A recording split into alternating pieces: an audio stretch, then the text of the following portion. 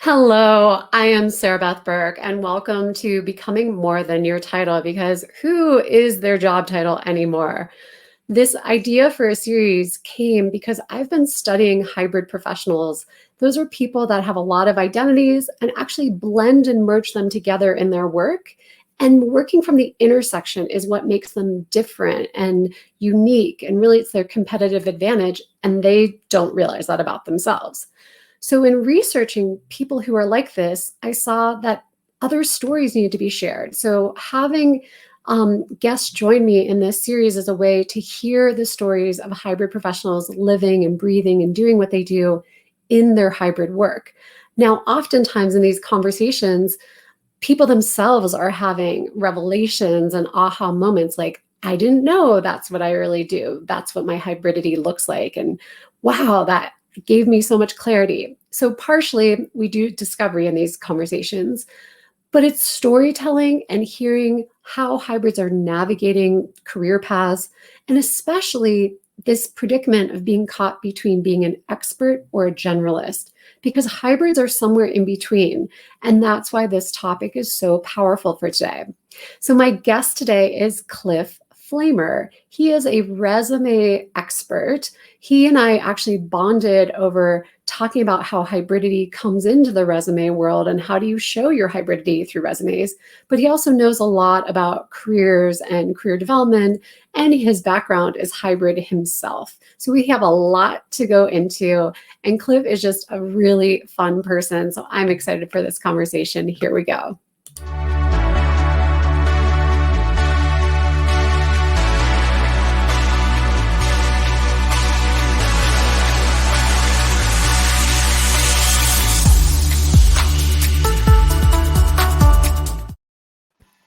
Hi, Cliff. How are you? What's up? I love the intro music. Yeah, it's fun. It kind of sets the mood. Well, where are we finding you today? Where am I? I'm in my home office where I've been for 20 years. Okay. The same room where my daughter is 15, her friend walked in and said, "So this is like your job?" Pretty disgusted with what I've chosen for a career. But I love it. I love it here. Yeah. That's a story right there. I think Yeah. you epitomize the self-made, sort of self-employed individual where you Mm, can work from anywhere. mhm. And now with the pandemic, more people have experienced that, but you were just ahead of the time.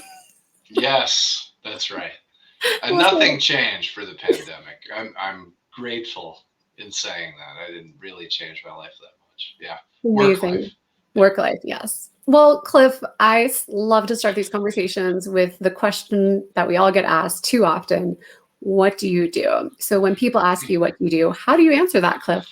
Man, I have a long history of hating that question. Me too. I just don't like boxes, period. So I've always rebelled against Mm. that. I do answer very succinctly now, but I'm sort of bursting at the seams with wanting to say more. So when people, my headphones came out.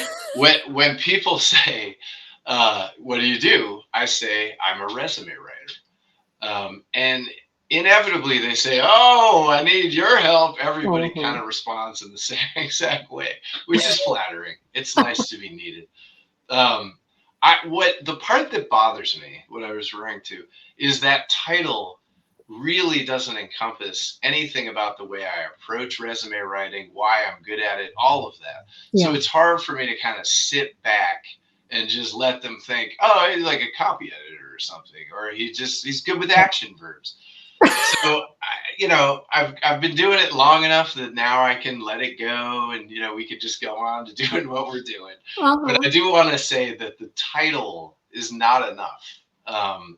Yeah, so I'll Amazing. leave it at that. I love everything you're saying about not fitting into boxes, Yeah. always rebelling against that. What the part I love about the conversation we're moving into is you are a hybrid professional. You and I have talked a bunch Mm, offline, and you work in the career field. So you see this predicament front and center while experiencing it yourself. And your yeah. clients can also be hybrids struggling with this. So you understand the multifaceted side of this major issue of identity in the workforce. So let's start with you first and unpack your own professional identity. And then I'd love to talk about what you're seeing in career development in general. So tell us about how you do see yourself. If you don't fit into a box, who are you in your work? I would say the spheres that I encompass here in doing resume work is as a career coach, as a writer, and as an artist. Those are pretty big blanket terms that I never would have thought would fit into the title resume writer. It's not the job I would have picked out of the career center the list of jobs you could do. So when I'm at my best, I see myself embodying all of those things. I'll try not to be too long-winded, but my journey would be, it probably started with artist. So that would be, I've just always taken art classes. I'm certainly an artist now, but I've just always been in art. And in high school, I started to get into writing, mostly just to complete assignments, but I was good at it. And the teacher kind of pushed me a little bit, blah, blah, blah. So I got into writing. And it was my art teacher who suggested I go to the school I went to because it was linked to an art school. So I could do both writing and art. And so I got into it that way. When I got to college, I fell deeper in love with writing, like painfully deep, And I say that because it's a slim chance as a writer you're going to be making big money and loving what you're doing. It's hard. Right? So I wanted to write the great American novel. And I started to and was near homeless when I was doing it. But one thing I did that I'm proud of is I sort of released the writing and said, what else is out there for me? And I didn't really know I was a coach yet. And so that came through recruiting. I was a recruiter for a while, and I was really good at that. And it was largely the coaching. What age are we? What age time frame? So I can. That would be right after the bookstore job, which is probably my favorite job of all time. But that would be 22, 20, 23, something like that. So it was 97, 98. And I say that because it was the .com, the first .com explosion, or we're on at least the second. But anyway, so it was a great time to kind of meet people who were hiring because I got to, hang out with hundreds of them because everybody was hiring and paying a boatload to get people. So I learned a lot about work, the world of work, recruiting, how to hire, things like that. But my favorite part was working with people looking for work by far. Wow. And I would stay late and, be eating a slice of pizza and just listening to people talk about their careers. And I loved every minute of it. So it's sort of that release of writing that allowed me to find coaching. And then the two do work together. They don't work seamlessly, but they do work together. So that's kind of how I did resume writing without being a bona fide coach. But then I went back to school and got a counseling degree. And that's when I could go just a little bit deeper, right? Sometimes with the client knowing, sometimes they wouldn't know what was going on. But, to get the whole person on the page, on the resume, I got to pull out my bag of tricks sometimes to get them to talk, open up. Yeah. Wow. I didn't think I knew all those pieces of you. I would have never expected you to tell me you're an artist. And you're right. It's unsuspecting that if someone has the title of a career coach or a resume writer, that they also identify as being an artist, which is the beauty of unpacking and sort of deconstructing who are we really, how do we see ourselves in our work? So thanks for sharing that. Yeah. And this notion that you also talked about, the connection between the writing and the coaching, doesn't always fit seamlessly, and yet you got more credentials in the coaching as a counselor. And what I've Yeah. found in my research of that intersectionality is hybrid professionals have to learn the crossovers. They don't Hmm. necessarily happen naturally. People have to learn how to move back and forth in between those spaces. And it can feel ad hoc or disjointed at first until you're more in your hybridity and you can do it at will and like, on Yeah. command. Yeah. Yeah. Interesting. Yeah. Yeah. No, I would agree.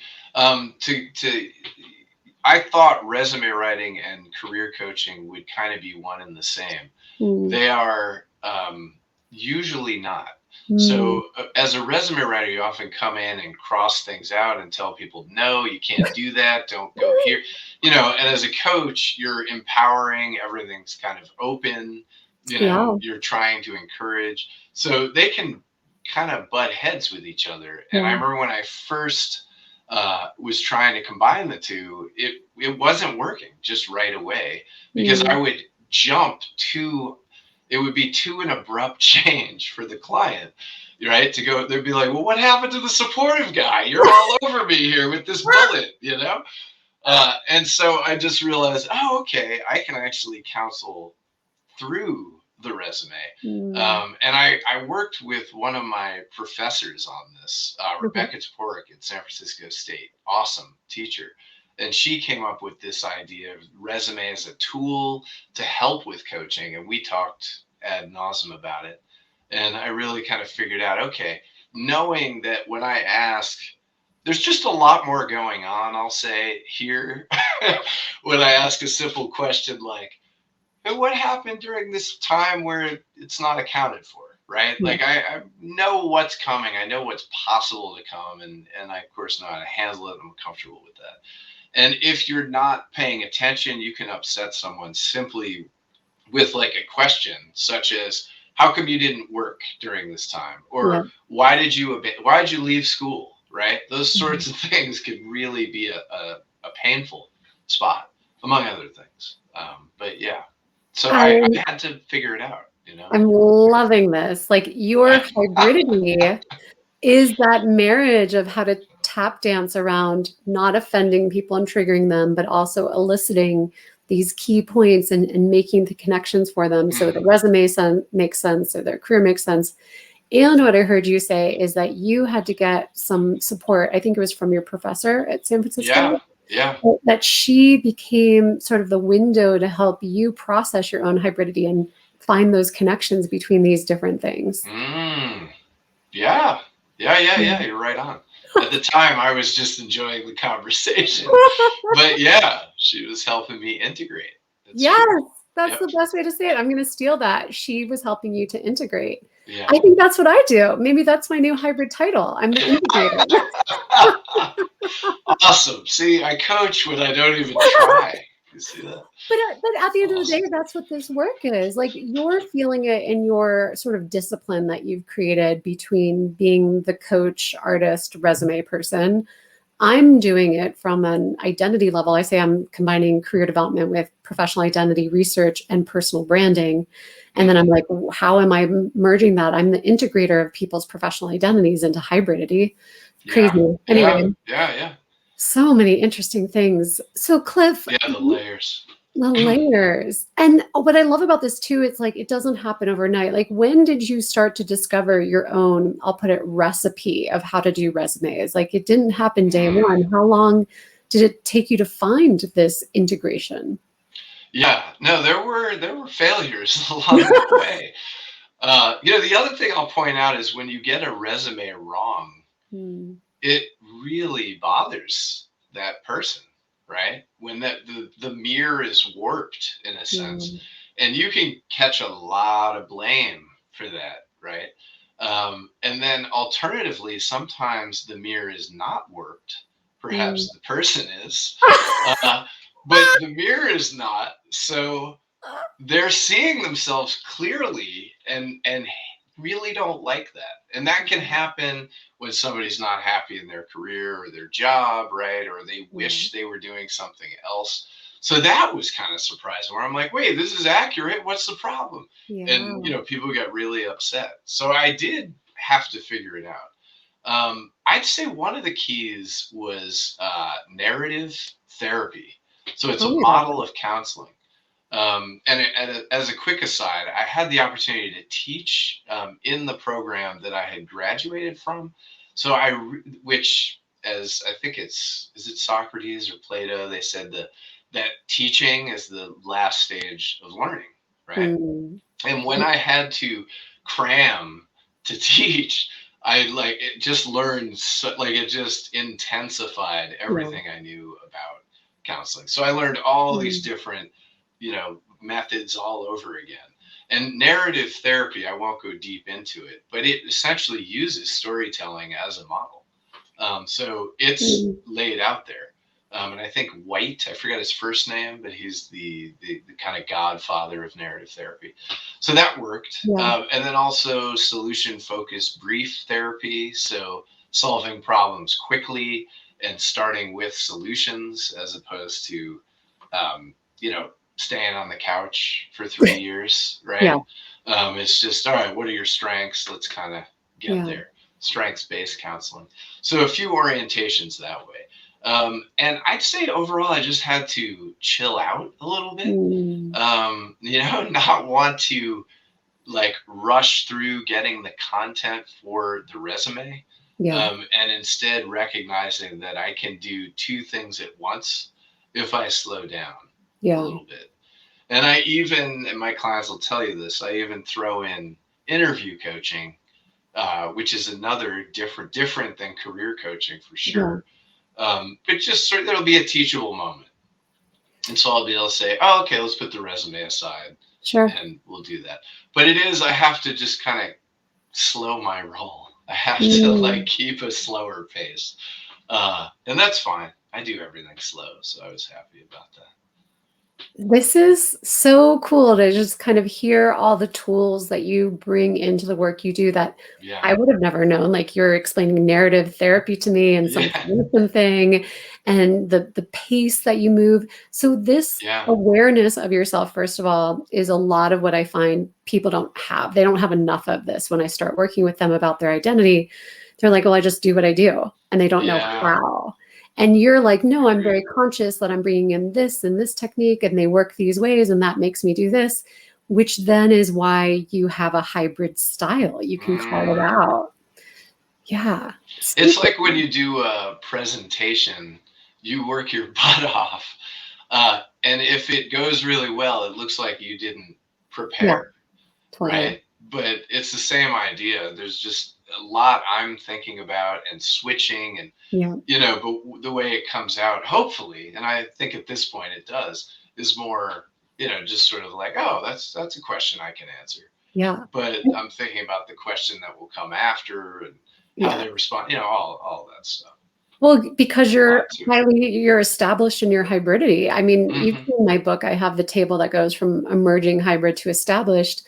And Yeah. part of an Yep. established hybrid is that anticipatory thinking. Like you know what they don't even know yet. You can see the issues that they're about to run into because that's part of the hybridity you've developed. You're so Yeah. aware in these different areas. And someone who's still emerging in their hybridity is kind of like, maybe I can tell, maybe I can forecast. Sometimes I'm on, sometimes I'm off. But you're just expressing so many of the factors that I've studied, and I love hearing your stories. Like this to me is my own Yeah. narrative research from you. Yeah. Cool. I'll give props to other resume writers because I know they resonate with this. Yeah, That the title is not yeah, all that they do. I would say the best ones yeah. do bring in some other element. Well, Cliff did. And the one piece I didn't mention is the artist. I think it's obvious, but maybe it's not. I mean, a resume is a work of art. That's kind of Mm, how I approach them. And I don't over design, but I yeah, care about how it looks and how I'm directing your yeah. eyes. And the other bit with the artist is kind of, I believe it or not, I write every resume from scratch. Wow. So I start with the content. I don't start with a template. And I sort of wait. I'm willing to kind of hang out in this ambiguous place and wait and see what the patterns are, right? So I Wow. let the content talk to me. And like a Mm, painter might say that, where I start, I don't know where I'm going to end, but as I get into it, I know what it is and I start to, then I can finish it. So that's Hmm. definitely, and that keeps my own interest. Yeah. I would be pretty bored with plug and chug, I just definitely could see that. into into formats, Well, emerge pre-designed formats. the Yeah. research word I use quite often is emergence. I mean, you are looking for Mm, themes and patterns to emerge, and you can't mm, tell until it's laid in front of you what you're working with. That yeah. I think also echoes this hybrid identity research where we don't know who we are in our intersections. It's unknown to us. It's not labeled. It's breaking all those boxes. And so we have to Yeah. look at what emerges in our own intersections, which is what you're doing on paper, on a resume of someone's professional identity. That's your Yeah. method. Wow. Yeah, this is why we talk for hours when we do alone. And everybody else is sort of like, what is going on? Yeah. So Yeah. two things, Cliff. One, I wanted to Yeah. just come back to the point you said every resume writer would agree the title resume writer doesn't make sense. It's not who we are. And then I would make the argument that's Yeah. every person with a job title, right? Yeah, you might be right, right? Yeah. Yeah. Yeah. I I want to hear play with that. this question because I get it quite often. You're living it more than I am. How do you put yourself into a resume if you are a hybrid professional? What are you, because I think we're all kind of learning this together in the moment. This is just a different time of life. The Mm, workforce is changing, the portfolio career, the second act careers. I mean, the poly work is a new term I learned in the last 2 months. mm, How do you take all of that energy and then come back to this old piece of paper or digital PDF mm. called the resume and take the changes and trends in the workforce and make it make sense in a document? What are you dealing with? What are you noticing? My goodness. I feel like I could do 3 hours on this question alone. Okay. Uh, so the trends in the workforce. Connected back to resumes. Yeah, I am thinking of like 300 things. Yeah. So one thing uh, is a point of frustration is I feel like employers claim to seek specialists and really want generalists. Mm-hmm. And then on the other side, people looking for work feel like they have to be a specialist when they usually are a generalist.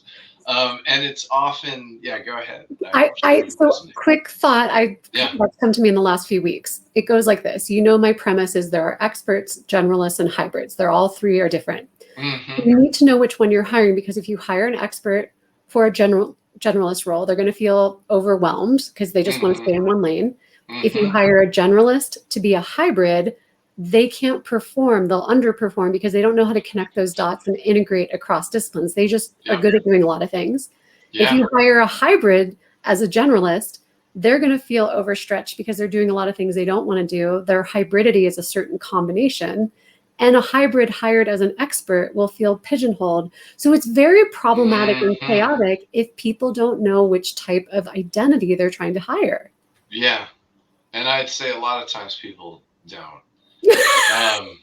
Hiring is often a side gig, right? So you're Yeah. not a professional hirer. You Yeah. are a director of product, and you need somebody. Yeah. And you probably don't have much time, so you're not going to go get a degree in hiring or become a recruiter. So oftentimes people aren't quite sure what they're looking for. It's true. Yeah, yeah. So they tend to shoot kind of deep and narrow, and that's not often the case. So yeah, I say this because I don't want people that feel hybrid or general to think it's not wanted and not valuable. It's out there. Mm-hmm. I mean, the experts and the specialists already know, like, if I find that job, that works for me. So Yeah. if you're an engineer that just wants to code constantly, Yeah. you don't need my encouragement. You're like, yeah, I'll find the engineering job. I'm good. Yeah. So that's one kind of macro trend that I see. I do think there are lots of jobs where hybridity might not be in the title, but is important. I mentioned product, Yeah. but product management comes to mind Yeah. as a job where you're doing a little bit of everything, Yeah. right? Well, And like a biz dev ops director, that's a yes, hybrid role. yeah, exactly. Yeah. Right. So there are, it's like in there, and I know that, and maybe person posting a job doesn't, but it's in there. So that's fun to play with. I agree. Biz dev could mean, I think, like 40 different things, Oh, right? UX Any, designer. anything, yeah, from like, inside sales rep Yeah. to like, I don't know, like building alliances across regions of the world or something. Like it could be anything. Yeah. So it's funny you bring up biz dev, because if I have somebody in biz dev, I often use the technique on a resume, trying to bring it back uh, to the different skill sets that fold up under biz dev. Yeah. So that might be like sales or relationship building, right? And so I would, just as an example, they'd have achievements in both areas. So I would have multiple achievements under the same job with a heading for each one. Okay. Right. So it's a real simple trick, but it's a way for you to show everything and not have the person get lost when they're Can looking you through explain the that one resume. more time? That was interesting. I just want to make sure I understand. Yeah, sure. So if you have a job record, say I work at ABC Company and I'm a business development director, I do both sales, meaning selling people to get them initially as a client, and say alliance building, where I'm setting up relationships with people to generate leads. Yeah. If that makes sense, right? Or it could be more strategic than that. But you Sure. have multiple areas you're working in, right? Yeah. So in that job record, instead of just having a list of 3 bullet points and trying to get it all in, I'll usually have clusters of bullets under those headings. So I'll say sales, and then have 2 or 3 bullets, and then say alliance building or relationship management, and then have some bullets. And those are just 2 examples. But it allows you to go further than 5 bullets, because you really shouldn't have more than 5 or 6 bullets before people are just going to, eyes are going to glaze over and they're going to get tired. And this also helps because you're for keywords, right? That's great. And then if people don't care about your sales and only care about relationship management, they could just jump there, which is what the resume is all about. Like, make it readable, make it easy to see. Totally. So that's one thing I do on a resume. Yeah, and like I said, I mean, I know there's so many. I could keep going. Yeah. The other thought is, if you have multiple careers going at once, and I presented this in Denver at the startup conference, because we ran into a lot of creatives that were a photographer and also an engineer, and they were going for jobs that actually needed both. Yeah. So we just created a resume that had both, and we're literally running in parallel. So we just cut the piece of paper in half and went down the middle. So I bring that up just to say there's a lot of ways to show that you are hybrid. Oh my gosh. On a resume, which people don't think you can do, but you can. You just got my mind going. Maybe we do this in the future. If we created 4 different resumes of different variations of showing hybridity, and then did like a random sample test and showed them to recruiters or hiring managers to see how they interpreted what stood out, what they liked. Because I think what I'm hearing is you're almost unpacking someone's professional identities. Like, I'm a photographer, I'm an engineer.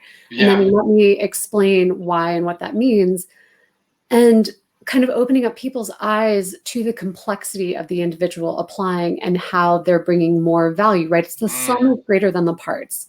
It's not 1 + 1 = 2. And then how someone else receives that, and if they feel confused by it, because I think to be a hybrid at the end of the day, it's the integration, it's the relationships between how does identity A and identity B connect, and why does that matter for the role? I think without those 3 parts of the puzzle, it's not really about hybridity. It's still in the area of the generalist, or just someone that does many things. So yeah, I think you and I could have a much longer conversation. We probably should at some point, whether it's like a panel or a webinar or something.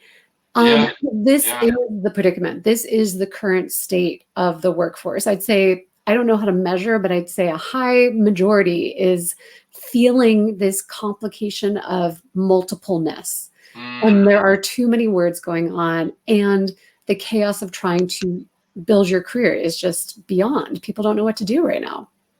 Yeah. Yeah. Yeah. No, I see eye to eye with that. It's a, You're, I get your newsletter, and in your newsletter today, you mentioned something that I do on resumes all the time, what? which is you want to come out and say you are hybrid in some way. Yes. So at the beginning of the resume and the summary, that's the place to do it. And what was in the letter was the word intersection, which I Yeah. use all the time Yeah. and is still hot and people like it. And you can combine, as you point out, like skills Yes. or parts of your brand or industry, whatever you want, really. Yeah. So to say I'm a senior management professional who thrives at the intersection of, and then to use our examples, business development, product development, and then you could throw in an industry perhaps, and Photography. media, right? And and I don't ever go over 3. I feel Yeah. like it's There's too a sweet much. spot. I agree. Yeah, awesome. Yeah. So it really grounds people, Yeah. right? And if they Yeah. don't like those 3 things, they're not going to read on. But Yeah. do you want that job? I mean, you wouldn't want to work for them, That's right? exactly right. It's Yeah. just a quick litmus test right there. Is this even a worthwhile fit on either side if those 3 things can't even connect, So you and I really have seen similar ideas. We just don't Yeah. talk often enough to share our Yeah. thinking. But I But love we're working. hearing, So. yeah, we're Have a job.